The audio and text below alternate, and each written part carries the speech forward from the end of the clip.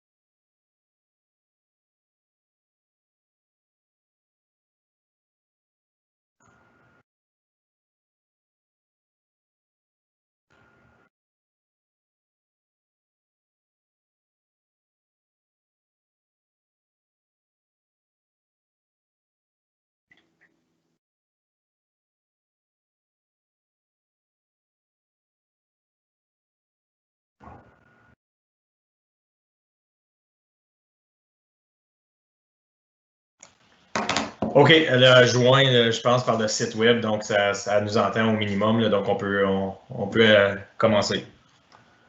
Alors, bonjour, ministre. Alors là, on a eu un proposeur pour l'ouverture de la réunion. C'était proposé par M. Sarrazin, appuyé de M. Riopel. On est rendu à la section 3, adoption de l'ordre du jour. Un proposeur, un appuyeur, s'il vous plaît. M. Sarrazin avait proposé, M. Leroux avait appuyé. Aucune pétition, ça va au sujet. Numéro 5, 5.1. Zone tampon de l'accotement pavé sur la rue principale de la municipalité de Casablanca. Alors, M. Bouchard, est-ce que vous pouvez, s'il vous plaît, discuter de ce sujet? Merci, M. le Président. Membre du comité, on a reçu une demande de la municipalité de Casablanca qui avait l'intention de paver le chemin de comté numéro 3, donc le chemin principal à partir du pont jusqu'au chemin du Boisé. Puis je vais vous le montrer sur l'écran environ qu'est-ce que ça a l'air. Il y a présentement un accotement pavé sur le côté nord. Ça, c'est une vieille photo, mais ça reste la même chose. C'est un nouveau chemin. Puis il planifie élargir l'accotement pour une largeur de 2,4 mètres à partir de la ligne blanche. Donc, on aurait un total de 2,4 mètres qui ferait une piste, on va dire, multi-usage, soit pour les vélos ou les piétons, de qu'est-ce que j'ai pu comprendre.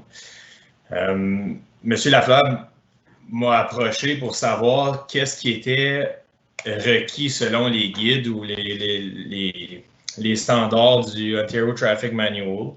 Puis j'ai fait une vérification, puis vous voyez à l'écran que pour une piste cyclable, normalement, un minimum de 1,2 mètres est demandé. Quand c'est dans une zone urbaine, on n'a pas vraiment de problématique avec la largeur, donc on pourrait respecter 1,2 mètres. Évidemment, c'est plus sécuritaire à avoir plus large, donc c'est parfait qu'est-ce qu'ils demandent, puis qu'est-ce qu'ils vont faire. Puis, afin d'augmenter la sécurité, ils posaient la question si c'était possible de faire installer des rumble strips. Désolé, je n'ai pas le terme français, mais ça serait qu'est-ce que vous voyez sur le long de, on va dire, la 401 ou même la 417. Maintenant, il y en a dans la Côte-Mai. Donc, dans la Côte-Mai, on aurait des rumble strips environ séparés à une certaine distance. C'est pas vraiment requis selon le standard. Donc, typiquement, on n'installe pas ça dans des zones urbaines. Ça va être plus sur des zones rurales. Puis, à Saint-Instant, je ne le recommanderais pas, ou le comité, ou excuse-moi, le département ne le recommandera pas pour le simple fait que ça occasionne un danger pour les cyclistes. Ça va être quand même très utilisé. Les rumble strips, c'est parfait quand que tu roules simplement dans la Côte-Mai. Mais si tu planifies te rendre dans les petits chemins de côté là, comme le chemin Sarah, on va dire Mercier, je ne connais pas tous les autres, là, Martin. Évidemment, les rumble strips peuvent causer un danger si un cycliste touche la rumble strip. Avec mon expérience en vélo, c'est pratiquement impossible de le décontourner sans le tomber. Donc, ça occasionnerait des problématiques. Il y a une autre chose aussi, il y a un guide qu'on doit suivre sur le ministère du Transport qui demande que le rumble strip soit installé à 30 mètres ou 60 mètres d'une entrée résidentielle. Puis, si vous regardez le chemin de côté numéro 3 principal, les entrées sont déjà situées à 30 mètres d'espace entre eux environ. Donc, c'est pour ça que je ne le recommanderais pas encore. Pour mon dernier point, c'est aussi une question d'entretien. We're going to get premature failure on the pavement or the shoulder itself. So basically, because water is retained within those rumble strips and ice formation will definitely occur.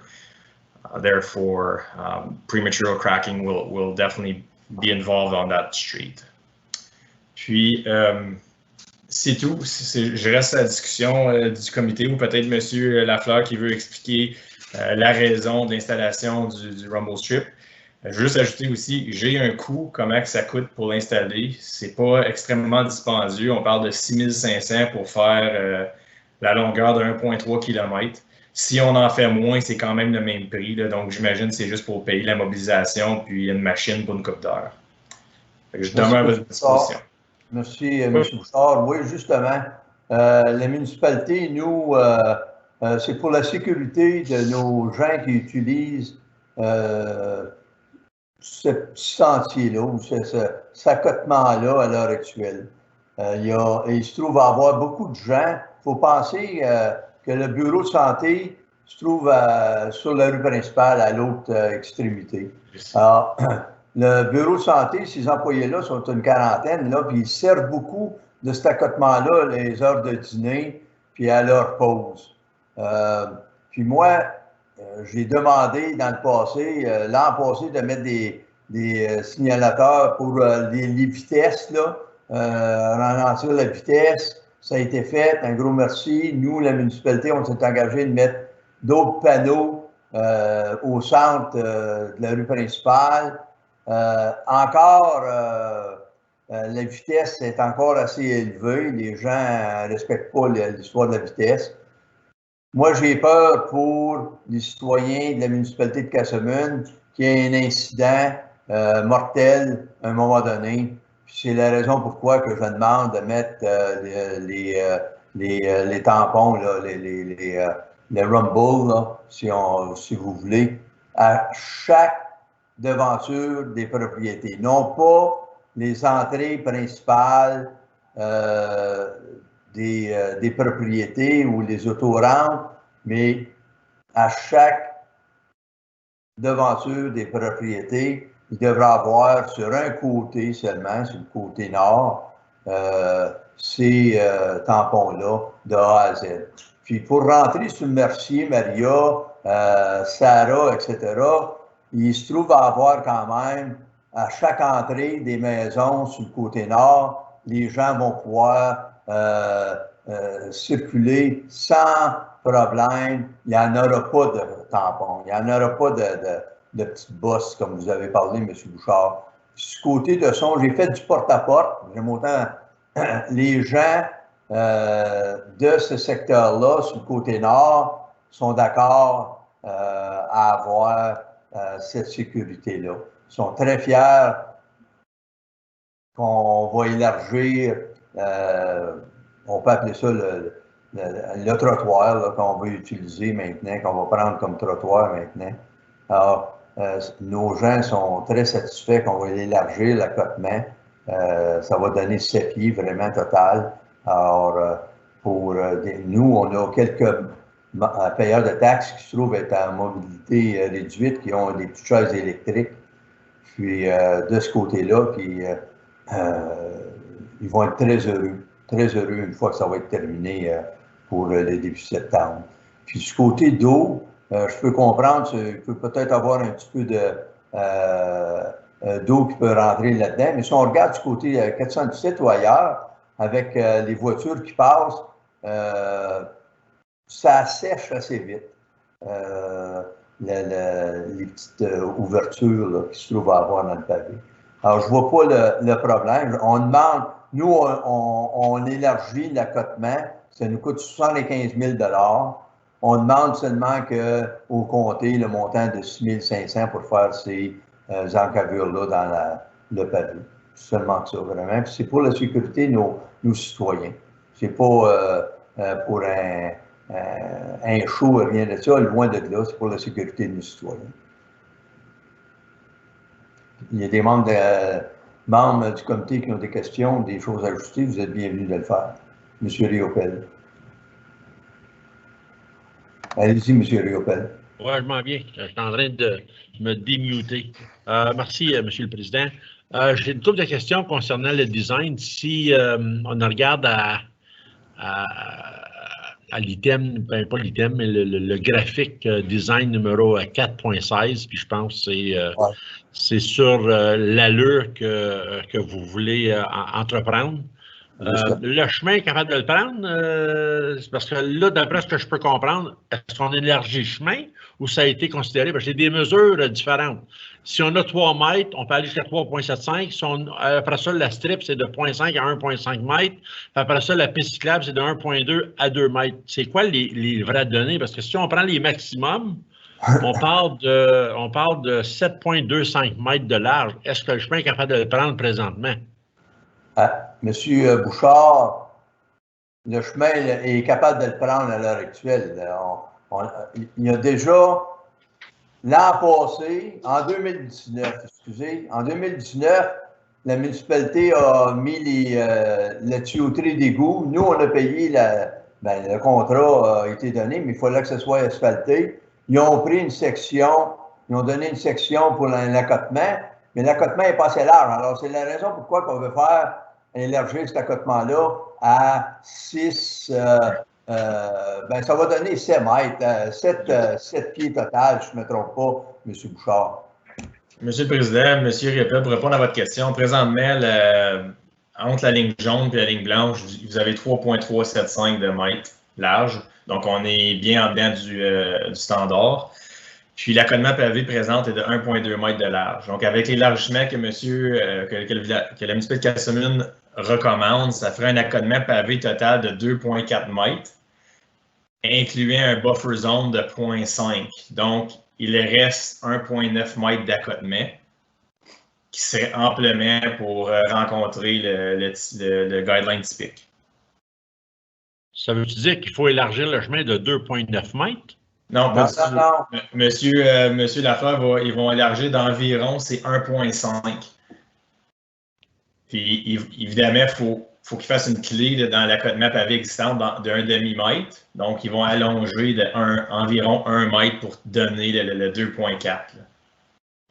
Donc, l'excavation qui s'est faite, puis remplacée avec de la roche, right? L'accotement en roche, déjà, peut probablement le prendre. Eux autres, ils vont juste l'ajuster sur le contrat. Ils ont déjà demandé un prix pour ça, le village.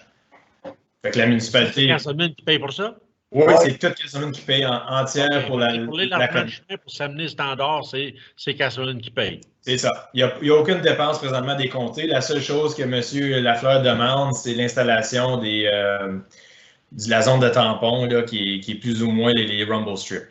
OK. Le 6 500, j'aimerais ça qu'il soit payé par les comtés. Okay. Je le fais. Je peux-tu continuer ma question? Le 75 000, là, au complet va être payé par la municipalité de Castlemaine. À l'exception de, moi je demande que ces bosses-là soient payés par les comtés. Allez-y, M. Riopel. Merci beaucoup, M. le Président. Ma deuxième question, si je regarde le design 4.16 encore, il n'y a pas de place où les gens vont marcher parce que c'est utilisé pour la piste cyclable. Est-ce qu'ils vont marcher les gens sur la Garnotte ou sur le chemin de Roche ou comment ça marche là? On va s'en servir, M. Riopel, comme pour les gens qui vont marcher, pour les pistes cyclables. À l'heure actuelle, ils s'en servent comme c'est là pour ça. Les gens qui font le vélo, les gens qui marchent, les gens qui utilisent la réduction moyenne, utilisent cet accotement-là à 3 pieds, comme c'est là. Monsieur le Président, Monsieur Riopel, vous avez raison de dire que c'est pour une piste cyclable seulement. C'est sous le guide. Ce standard-là, il est typique pour une piste cyclable à vélo et non pour accommoder les piétons. Sous la loi municipale, les piétons sont la responsabilité des municipalités locales. Donc, ça serait d'introduire un trottoir à ça. Évidemment, vous pouvez aller à l'encontre du guide, puis il n'y a rien de mal à mettre un accotement pavé, mais la désigner comme une piste cyclable ou une route cyclable, comme vous voyez présentement sur la 416, là, la figure 416, ça ne serait pas suivre le guide. Je vais toujours recommander de ne pas aller à l'encontre du guide, donc, mais ça reste à votre décision. Monsieur Leroux. Merci, Monsieur Chair. Si je comprends bien, essentiellement, si on voulait dire que c'était une piste cyclable, ça, c'est le standard, mais on n'est pas obligé de dire que c'est une piste cyclable. On peut le bâtir comme ça, puis le monde, ils peuvent l'utiliser pour marcher, ils peuvent l'utiliser comme bicycle, comme ils font présentement. Et techniquement, les bicycles à pédales là, peuvent aller n'importe où qu'un char peut aller. Je le sais, je le vois tout le temps dans le village ici. Le monde, on a une belle trail à côté, puis eux autres, ils s'en allent sur la rue.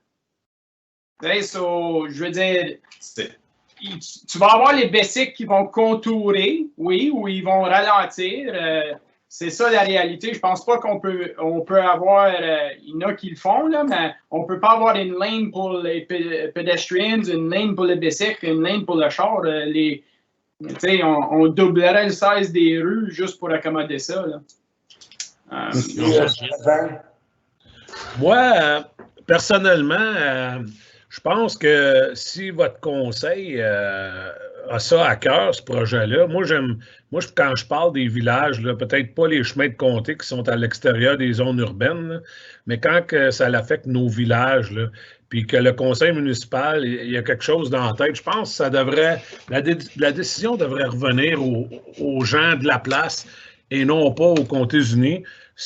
Parce que vous semblez dire que votre conseil municipal a voté en faveur d'un tel trottoir, appelle-le comme tu voudras, trottoir bike path avec les fameux, comment ça t'appelle ça, là, le grinding, là.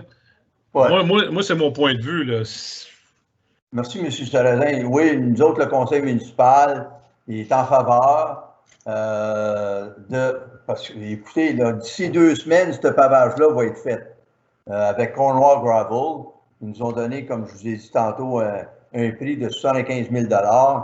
On va d'avant avec ça, vous êtes sûr et certain. On mettra pas, la municipalité ne mettra pas un trottoir, parce que ce n'est pas notre intention de débourser un montant de 200 000 $ pour un trottoir comparativement à un montant de 75 000 $. Puis la manière que ça va être fait, on a parlé avec M. Bouchard, il va y avoir un joint fait, ça va être très bien fait, aucun problème avec ça. Mais sur le côté, les comtés, au début, en 2019, vous avez payé ça d'asphalte. Ça a été défait pour qu'on puisse mettre notre système d'égout. On refait l'asphalte de A à Z à grandeur. Dans le contrat de Maitland, il fallait qu'il refasse l'asphalte. Alors, ça a coûté ça aux comtés unis, 0. Puis là, on demande d'élargir notre ponceau, pas notre ponceau, mais voyons. L'accotement. l'accotement d'un autre 3 pieds, puis c'est nous autres qui va payer pour quand même. La seule chose que je vous demande au comté, c'est de mettre le rugueux en avant des propriétaires. Merci, à un montant de 6 500 $. C'est seulement ça qu'on vous demande. Hein? La balance, c'est tout nous autres qui payons pour, une manière ou d'une autre. Oui, M. Riopel. Moi, je suis encore bien fatigué parce que je pose bien des questions. C'est de même que je m'enrichis, c'est de même que je deviens plus intelligent. J'ai pas de problème avec les ruptures dans le chemin, là, parce que si on s'en sert pour piétons et puis on s'en sert pour pistes cyclables, c'est garanti. Puis je le connais, ce chemin-là, je l'ai fait 2 fois par semaine pendant 29 ans de temps. C'est un chemin passant, c'est un chemin dangereux, c'est un chemin fatigant. Et puis, si les ruptures dans le chemin peuvent empêcher les bicycles de dévier parce qu'il y a un piéton qui s'en vient, puis se ramasser dans la voie où c'est qu'il y a un char qui s'en vient, bien, on aura sauvé peut-être une vie parce qu'il ne pourra pas les sauter, ces petites coches-là. Fait que ma question qui s'amène à ça, je ne suis pas contre l'idée. Ma question avec ça, ça va être avec M. Bouchard. Est-ce que c'est un cas légal? Ou est-ce que ça peut être perçu comme une action contre les Comtés-Unis si jamais il y avait un accident? Admettons que le bicycle apprendrait la rupture, là, puis il tomberait Saint-Georges. Ça serait-tu... Il faut faire certain là, que l'application que M. Lafleur demande... il faut que ce soit légal. Même si c'est le conseil qui le demande, je ne voudrais pas mettre la municipalité de Casselman dans un état de liabilité, puis ni les Comtés-Unis. Mais je ne suis pas contre l'idée. Je pense que c'est une maudite bonne idée. Monsieur le Président, Monsieur Riopel, au niveau légal, écoutez, dans tous les cas, on va probablement être attaché à la poursuite aussitôt qu'il y a un accident sur nos chemins. Fait que peu importe qu'est-ce qu'on fait, comme je vous dis, c'est un plus à en avoir un rumble strip si c'est une voie piste cyclable désignée. Mais comme M. Leroux a mentionné, on ne se cachera pas, là, tout le monde les utilise, soit pour des piétons ou les vélos. C'est à vous de décider si vraiment on va d'avant avec ça. Moi, je veux juste ajouter que présentement, cette année, je n'ai pas nécessairement le budget pour le 6 500. Peut-être que je vais l'avoir d'ici à la fin de l'année, mais il y a encore beaucoup de travaux à faire. On est juste rendu à la mi-août. Fait qu'il reste beaucoup de travaux au niveau de la sécurité à faire. Je peux peut-être trouver un lousse à un moment donné en octobre, puis à ce moment-là, le faire. Donc, ça pourrait peut-être faire partie de la révision, pas la révision budgétaire, mais la discussion budgétaire 2021. Fait que la municipalité de Casselman pourrait définitivement aller d'avant avec le projet, puis on pourrait le rajouter au budget 2021 pour le faire l'an prochain si le conseil le désire. C'est pas une dépense, on parle de 6 500, c'est pas une grosse dépense. Merci, M. Bouchard. Monsieur Bouchard, moi, de mon côté, si on le ferait, ça, cette dépense-là, puis vous le mettez dans le budget 2021, vous remboursez la municipalité en 2021, il n'y a aucun problème avec ça. Pour faire ça, il faudrait que je parle avec la trésorière, de faire certain que c'est possible, mais tout se fait, oui, tout se fait. C'est ça. Alors, nous autres, on serait prêts peut-être il faudra que j'en parle avec le conseil, mais c'est 6 500. Alors, je peux aller, je peux dire que oui, on s'en va avec ça. Puis, si les Comtés-Unis veulent rembourser la municipalité de 6 500, bien, on vous dirait un gros merci, puis on vous enverrait une carte de Noël. Fait que, qu'est-ce que je peux faire comme recommandation? J'aimerais ça, si vous pouvez donner une directive là, au conseil comme tel. Ça serait poursuivre avec l'installation. Pardon. La proposition. Qui la proposition? Donc, la recommandation, de qu'est-ce que je peux comprendre du comité, là, ça serait de poursuivre, de recommander au conseil de poursuivre avec l'installation des rumble strips là, ou la zone de tampon dans le village de Casselman, la municipalité de Casselman, sur le chemin principal, puis que les frais soient mis au budget 2021 ou si le budget permettrait en 2020. C'est qu'est-ce que j'ai pu comprendre du comité. Je le propose. Je vais l'appuyer parce que je pense que c'est pas une méchante idée. Est-ce que vous êtes en faveur, M. Leroux? Oui. Monsieur Parisien, vous avez une question? Non? Non, merci, Monsieur le Président. J'espère que je me grattais à la face. C'est bon. Okay. Alors, tu es d'accord avec ça, là? Oui? Tout le monde d'accord? Oui, d'accord. Si, on s'en va avec section 5.2. Extension de contrôle pour les prémouillages. Monsieur Bouchard, s'il vous plaît. Merci, Monsieur le Président, membre du comité. Je vais peut-être... Prémouillage, c'est Winter Pre-Wedding Liquids en anglais. Donc, c'est simplement notre produit ou le calcium liquide qu'on met sur le sel avant de l'étendre. Donc, à tous les années, on fait un contrat et on a une clause d'extension. Donc, le libellé du contrat nous donne la possibilité de donner une extension. La compagnie Daly, Dust Control Limited, a communiqué avec nous autres juste quelques semaines passées pour savoir si on pouvait lui offrir une extension au contrat d'une année additionnelle pour une augmentation de 2,1 % qui est le Condition Product Index. Le Consumer Price Index, excusez-moi.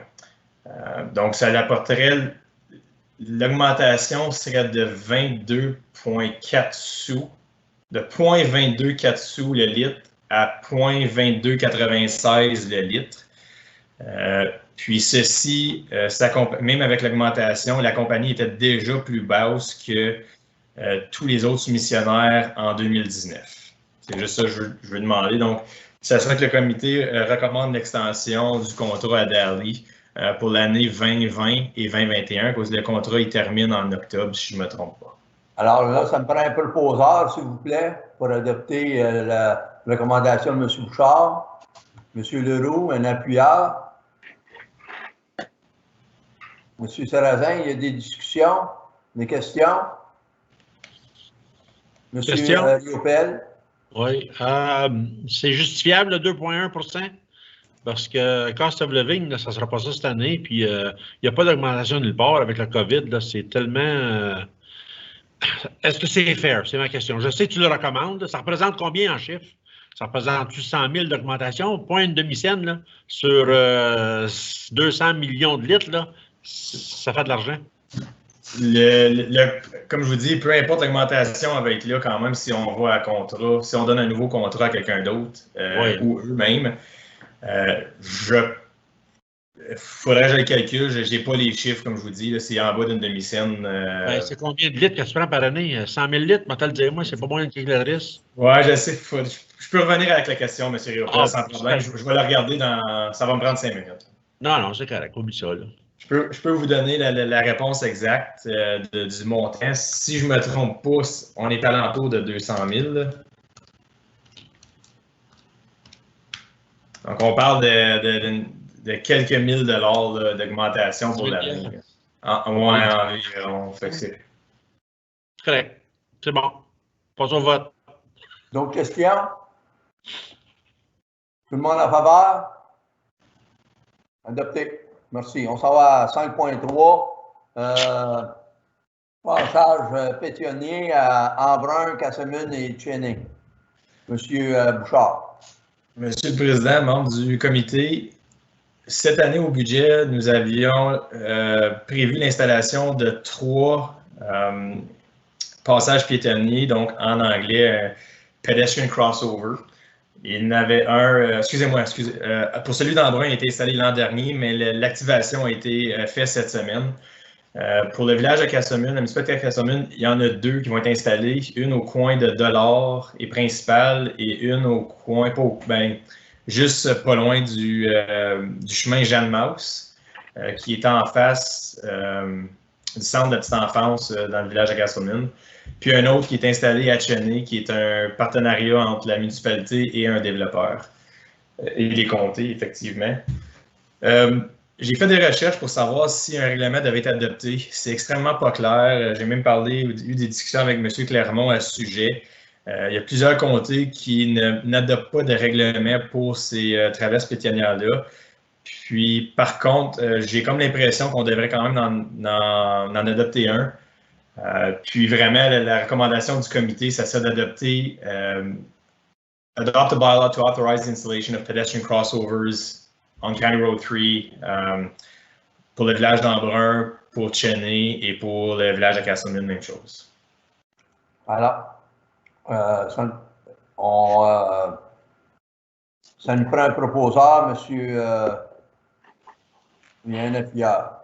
Proposer M. Riopel et puis M. Sarrazin. Est-ce que vous avez des questions? M. Sarrazin. Oui, excusez, j'aurais une question. Vous dites que les municipalités doivent passer un bail-là pour aller de l'avant avec la traverse de piétons?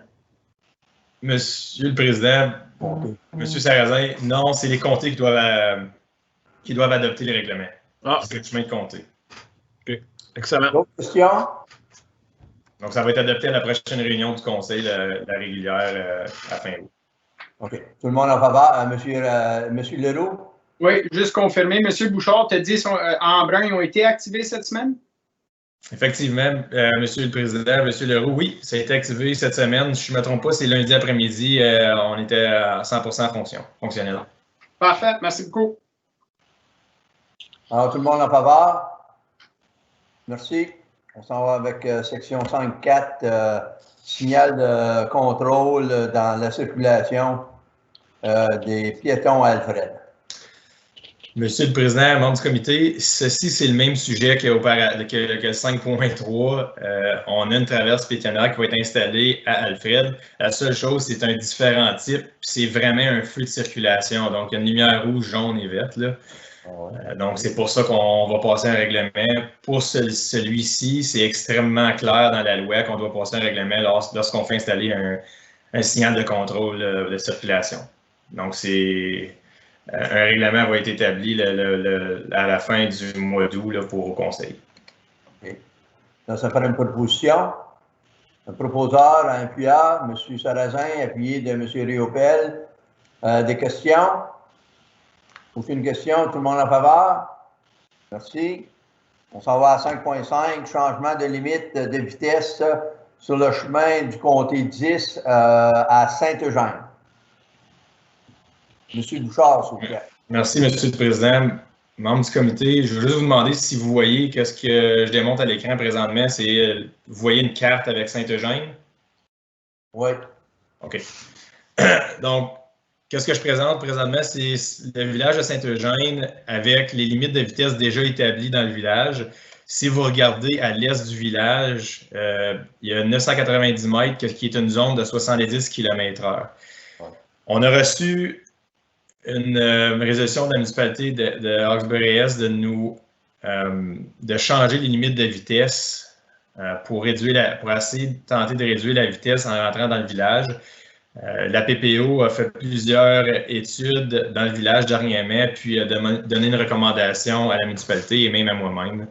Donc, à ce moment-là, je suis un peu en accord avec la recommandation de la municipalité de Hawkesbury-Est de nous demander de changer le 70 à 60 km/h. Puis, la même chose du côté ouest du village, le 50 km débute pratiquement là, au chemin de comté numéro 14. Donc, ça serait poussé de je pense, c'est 470 mètres à l'ouest pour faire la même distance que la zone urbaine. Donc, ça serait que le comité recommande au conseil d'adopter un règlement pour faire des changements de vitesse. Ça serait adopté à la régulière de fin août. Monsieur Leroux, vous êtes sur mute. On entend. Oui.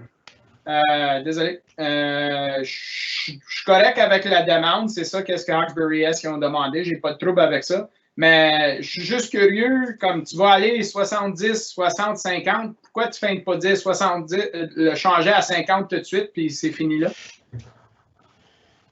On parle de 900 mètres, là. Ça sauverait une pancarte, non? Oui, Monsieur le Président, Monsieur Leroux, effectivement, ça pourrait être quelque chose. La seule chose, c'est que si vous vous promenez là, à l'est de Saint-Eugène, il n'y a pas grand-chose. Fait que la zone est extrêmement longue pour une zone de 50 quand il n'y a pas beaucoup de maisons. Ça fait un peu l'effet, qu'est-ce que vous avez entre Russell et Embrun, le 60 km à l'heure. C'est des champs à chaque côté. Puis, ça cause pas une inquiétude, mais ça cause un désagréable. C'est désagréable pour la personne qui utilise le chemin. Oh, oui, garanti, il n'y a personne qui fait 60 entre Embrun et Russell, ça c'est certain. Ça. Okay. Donc, c'est le même principe qu'on utilise. C'est bon. D'autres questions? Un proposeur et un appuyeur, s'il vous plaît. Monsieur Leroux, Monsieur Sarrazin.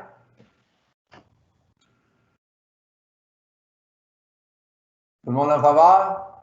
Oui, tout le monde en faveur. Tout le monde en faveur. On s'en va avec section 5.6. Chemin de compter 4 zones défense de stationner tout près du Tim Hortons à L'Orignal. Monsieur Bouchard, s'il vous plaît. Monsieur le Président, membre du comité, vous voyez peut-être pas à la map là, que c'est une vieille carte, mais il y a un nouveau Tim Hortons sur le coin du chemin de comté numéro 24 et le numéro 4 à L'Orignal, juste un peu à l'ouest d'Hawkesbury. Entre L'Orignal et Hawkesbury. On a eu plusieurs plaintes dernièrement que des véhicules lourds se stationnent entre l'entrée puis le chemin de comté numéro 24 et bloquent complètement la visibilité lorsque vous sortez du chemin comté numéro 24. On a eu les mêmes plaintes au Tim Hortons à Alfred, au Tim Hortons et au McDonald's sur la 17 à Hawkesbury et même au Tim Hortons à Rockland. Qu'est-ce qu'on a fait avec ces autres endroits-là? On a simplement installé des pancartes no stopping ou no parking, là, je ne me rappelle plus du terme exact, le long du chemin pour ne pas permettre les véhicules lourds de stationner et bloquer la visibilité. Dans ce cas ici, on a discuté avec la municipalité de Champlain, j'ai discuté avec l'officier de règlement, puis il n'y a pas de problème à évidemment essayer de donner des tickets à cet endroit si le cas se présente une fois que les enseignes sont installées. Donc, ça serait de recommander au conseil d'établir un règlement ou amender le règlement présent là, pour le no stopping, pour installer des affiches pour ne pas permettre l'arrêt. Merci, M. Bouchard. Alors, ça me prend un proposeur et un appuyeur, s'il vous plaît. Proposer M. Sarrazin, appuyer M. Réopel. Des questions? Aucune question? Alors, c'est adopté. Tout le monde en faveur? Merci. On s'en va avec 5.7.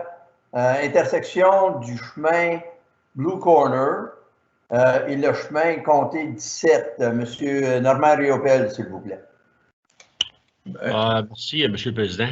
Membre du Conseil, pourquoi j'ai apporté cette lettre au comité?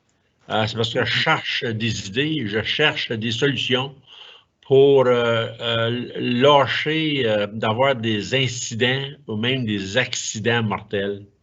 Dans le dernier 3 ans, il y a eu 2 morts. Pour ceux qui sont familiers avec le coin et ceux qui ne le sont pas, c'est en bas de la côte, au Blue Corner, où il y a le petit dépanneur ou le petit snack bar, si on veut dire, le Dairy Bar. Puis là, c'est une madame qui fait de la pizza, enfin un petit peu de bouffe. Avant ça, il y a le petit coin là, où c'est qu'ils vendent des fruits et des légumes, exactement là. Il y a beaucoup de gens qui arrêtent à ramasser leurs fruits et légumes quand ils vont chez Pelado Camping. Les fins de semaine, c'est bourré de monde. Même dans la semaine, après 5 heures, il y a du trafic énorme. Puis après ça, comme tout le monde le sait, Méo Bessic, il y a un œil attirant sur son terrain. Les gens passent là. Il y a même des sans-dessins, excusez l'expression, qui arrêtent sur la 17. Ils ne comprennent pas que le trafic roule à 100 km/h. Écoute, ça roule 5 km pour regarder s'il n'y aura pas quelque chose qui les intéresserait. Y a-t-il quelque chose qu'on pourrait faire? Je sais qu'on pourrait réduire la vitesse, mais encore là, la vitesse est beau d'être réduite. Si on n'a pas de police qui s'en occupe, ça reste la 17. Ça reste que c'est fatigant. C'est dur d'avoir des policiers à s'asseoir là. Quand tu as 3 ou 4 chars qui passent, puis qui voient les chars de police assis, puis là, ils se mettent à flasher les lumières, ça détruit toute l'intention de ce cas-là. Il y a eu plus de morts là, dans les derniers 3 ans qu'il y en a eu à l'intersection de la route 17 et de la 34 qui veulent faire un overpass avec un stop. Dans les derniers 40 ans, je ne me rappelle pas qu'il y a eu un accident de mort. Je donne cet exemple-là juste pour faire rire M. Bouchard parce qu'il sait exactement ce qui se passe avec cette intersection-là puis cet overpass-là. C'est ça. Est-ce que vous me permetteriez de faire réduire la vitesse, si c'est le cas? Je ne demanderai pas aux États-Unis de dépenser une fortune pour faire un accelerating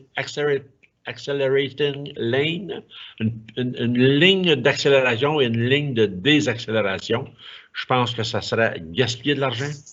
Puis en même temps, ça l'aidera à l'intersection du Blue Corner où c'est que là aussi, il y a plusieurs accidents qui poursuivent. C'est un four-way, mais c'est juste un two-way stop. Donc, le 17 n'a pas d'arrêt. Jamais dans 100 ans que je proposerais une lumière. Mais juste de faire peut-être ralentir les chemins, les véhicules. À partir de l'en haut de la côte, à Blue Corner, qui est plus à l'est, et à peu près 250 ou même 350 mètres avant le stop, même peut-être avant. Là. Je ne sais pas c'est quoi les normes avec les standards de Traffic Act, où c'est qu'on pourrait mettre notre réduction de vitesse, comment loin avant l'intersection du Blue Corner. Si vous avez d'autres idées, je suis bien ouvert. Un mort, c'est un mort de trop, surtout sur la route. Je cherche une solution. C'est pas la première fois que je me le fais demander. On a réduit la vitesse sur le chemin du Blue Corner parce que les gens se plaignaient que les chars descendaient vite. On l'a réduit à 60. Ça a fait du bien. Mais là, quand il arrive au stop, mais c'est certain que la 17 elle roule à 100 puis 110 km/h. Puis, comme j'ai dit chez Méo Bessic, mais ça l'attire l'œil. Un petit peu plus, non, un petit peu plus haut. Ouais, tu n'as pas été assez haut encore. Ça, c'est, tu es avant l'intersection. Mais si tu vas jusqu'à l'intersection, là aussi, c'est un peu pas mal dangereux. Parce que je l'ai assez dit, ils vont me répéter. Monsieur Sarrazin, Monsieur Lafleur, c'était la fin de ma présentation. Est-ce que vous voulez avoir un commentaire? On va demander à M. Sarrazin, puis après ça, je vais aller avec M. Bouchard. Bien, M. le Président, M. Riopel, M. Bouchard, j'aimerais ça qu'on fasse un plan aérien pour donner un aperçu, peut-être avec votre flèche, voir où juste c'est où ce qui parle, M. Peut-être, M. Riopel, pouvez nous guider exactement l'endroit qui serait... Si tu vois les chemins de comté numéro 20, là, puis là, bas de la rue Blue Corner Flea Market, là, oui. Juste un peu avant, là, juste passer, c'est marqué Highway 17, peut-être mettre une enseigne là à réduire la vitesse de 70 km. Oui. Puis où est-ce qu'elle est sa flèche, là, un petit peu plus haute, parce que ça, c'est Méo Bessic. Direct à peu près là. Parce que là, il y a une côte. Puis quand tu descends la côte au Blue Corner, tu ne t'attends pas de voir Méo Bessic. C'est ça qui est le problème. C'est quand les gens descendent et s'aperçoivent que ça, c'est là, ça modère, ça break. Et là, tu ne sais pas s'il va revirer parce que 3/4 du temps, ils ne mettent pas le flasher. Puis, si tu ne portes pas attention, tu es supposé d'avoir tes permis de conduire, tu es supposé d'être alerte quand tu conduis. Ben des gens sont encore sur le téléphone. Je ne dis pas que ça va... Écoute, je ne peux pas dire que ça va nuire, là. Je pense que ça va aider. Ça me tente-tu de la réduire, la vitesse? Non. Mais 2 morts dans 3 ans, c'est trop. Puis est-ce qu'on pourrait peut-être faire des enseignes qui diraient comme busy intersection? Je ne sais pas, moi, c'est quoi les règlements de la route, mais tu sais, souvent, on voit ça au Québec, plus qu'en Ontario, où il y a beaucoup de prévention, zone achalandée, quelque chose, ou même, tu sais, l'investissement de 2 panneaux de vitesse qui flashent, c'est quand même rien que 5 000 $. Puis si ça sauve des vies, je ne sais pas. Tu sais, je trouve l'idée bonne parce que je suis d'accord avec vous, je reçois tous les appels de notre département d'incendie, puis je peux vous dire qu'on a au moins 4 calls par année à cette intersection-là. Puis je suis sûr qu'on parle de vies, personnes qui ont perdu des vies, mais il y a beaucoup d'accidents aussi où il y a eu des graves accidents que les personnes n'ont pas perdu leur vie, mais qui ont eu des séquelles pareilles. Ben, le dernier accident, c'est vendredi 2 semaines passées ou jeudi 2 semaines passées. Le 3/4 de son visage au monsieur était arraché. Pas défiguré, là, totalement arraché. Il n'a même pas eu le temps de bouger de son siège. Mais j'ai pas trop compris comment que ça arrivé l'accident. Est-ce que vous avez des informations? Écoute, je peux te donner des détails, je peux te donner un peu d'informations. Ce qui est arrivé, c'est que de l'est à l'ouest, il y a un char qui a descendu la côte, a mis son flasher pour revenir chez Mayo Bessic. Dans l'arrière, il y avait un camion qui s'en venait. Je ne veux pas assumer. Il n'a probablement pas vu le char en avant de lui. Quand il a vu le char qui tournait, c'était à la dernière seconde, il était pour rentrer en arrière dedans, il a donné un coup de roue, essayé de l'éviter. Il n'a pas regardé qu'il y avait un char qui s'en venait. Ça a été face à face, mais pas face à face. C'est comme tire à tire. Okay. Puis ça l'a levé dans les airs, puis un s'est ramassé dans le fossé à creux, puis l'autre s'est ramassé dans le fossé sur l'autre bord, mais dans le même côté du chemin, sur le côté sud du chemin. Fait que je ne veux pas dire qu'il était sur son cellulaire, je veux juste dire qu'il ne regardait pas en avant. C'est tout ce que je vais dire.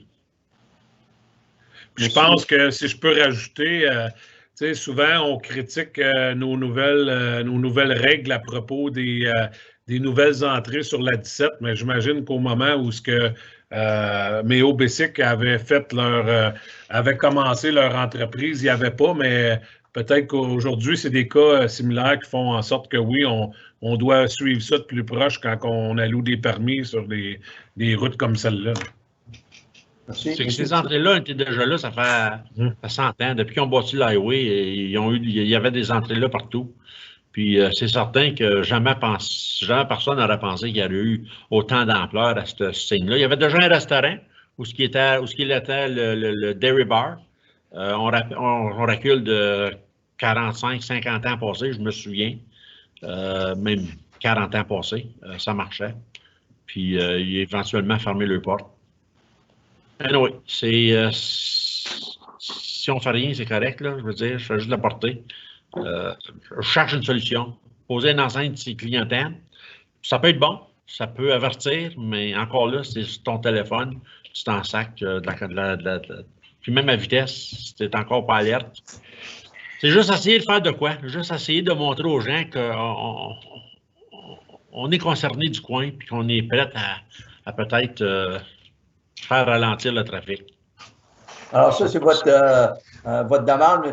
Riopel. M. Bouchard, est-ce que vous avez quelque chose à ajouter à ce sujet?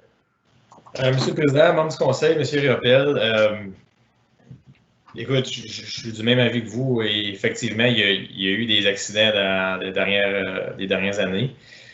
Je n'ai pas fait de vérification au niveau des rapports de police. Donc, ce serait peut-être la première étape à faire de sortir ou accumuler tous les rapports de police des derniers 5 à 10 ans peut-être, puis faire une étude un peu plus intentionnée en voulant dire de regarder qu'est-ce qui se passe effectivement à cet endroit. C'est quoi le problème? Est-ce que c'était la condition de la route? Est-ce que c'était quelqu'un sur son cellulaire? Avant de réduire la vitesse, il faut pratiquement trouver la cause des accidents. Si on se rend compte que les gens traversent le centre du chemin pour une raison inconnue, puis c'est souvent ça la cause,